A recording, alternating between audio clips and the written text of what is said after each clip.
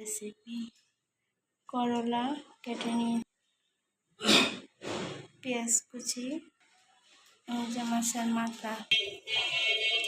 এখন কড়াইতে দিয়ে দিব পরিমাণ মতো তেল। তারপর দিয়ে দিব পেঁয়াজ কুচি। এখন দিয়ে দিব মশলার জন্য অল্প একটু পানি। এখন একে একে দিয়ে দিব মশলা।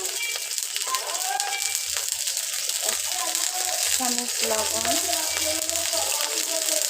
পরিমাণ মতো হলুদ, 1 চামচ মরিচ। তারপর ভালো করে মিশিয়ে দেব। একটু কষা কষা হয়ে গেলে এরপর এর মধ্যে দিয়ে দিব মাছ। মশলা কষা কষা হয়ে গেছে, এখন এর মধ্যে দিয়ে দিব মাছ।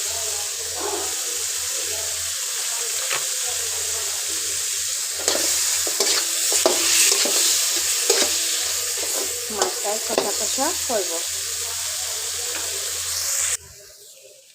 এখন দিয়ে দিব করলা।